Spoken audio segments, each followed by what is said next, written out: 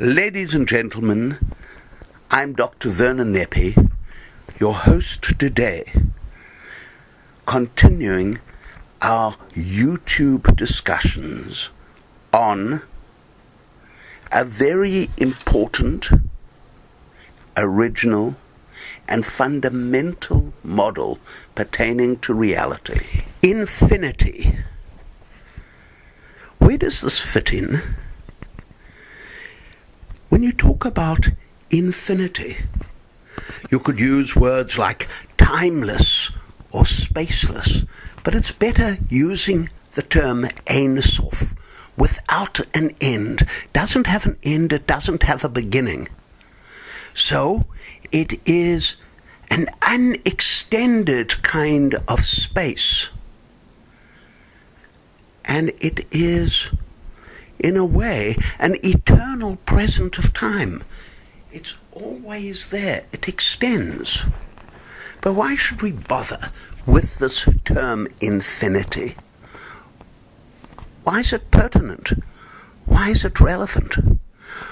Well, we've developed a meta-paradigm, in other words, a broad theory of everything.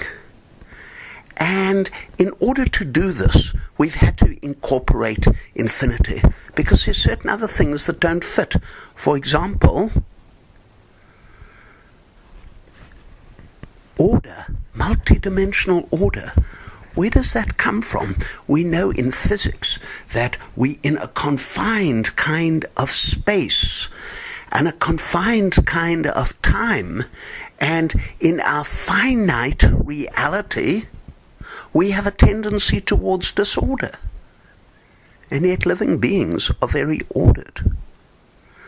Another example is actually life. And even life after death. And even the idea of some kind of higher consciousness, some kind of higher being. Some would call this God. All of these fit, possibly, this fabric of the infinite. There's a fundamental difference between the finite and the infinite. And that difference is the finite is discrete and the infinite is continuous. In other words, they're little points, they're little quanta, what we like to call qualities, which include consciousness in the finite reality. And this is clearly, completely interwoven. It's part of one. It's like a continent and the seas inside this broader, infinite reality, which is continuous, and there can be placements of the finite. Now, mathematically, can one demonstrate it? Strangely enough, it was a famous German mathematician, Kurt Gödel, and he spoke about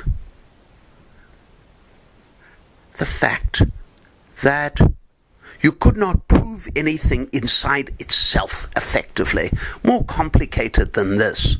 But effectively, in order for us to be outside that incompleteness, which is the finite discrete, we have to move on to the infinite.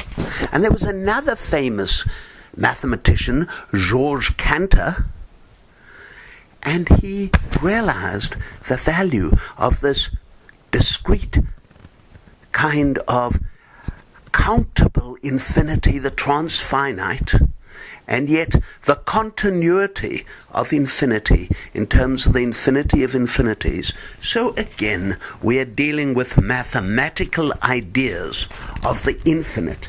And the reason why we have the infinite here is, if we did not, we could not have a theory of everything, because nothing would be outside the completeness of the finite. It's far more complex than that, but this gives you a little perspective. We could not have an understanding of how there is order in a reality, in a broader reality of disorder. We call that order ordropy. So order and like entropy, but the opposite. But it's not the opposite of entropy, if some of you know that term, which is a tendency towards disorder, because that's linear, that's one-directional. This is multidimensional and multidirectional. And within that, possibly, are some of the secrets of life. Thank you so much. I'm Dr. Vernon Neppe.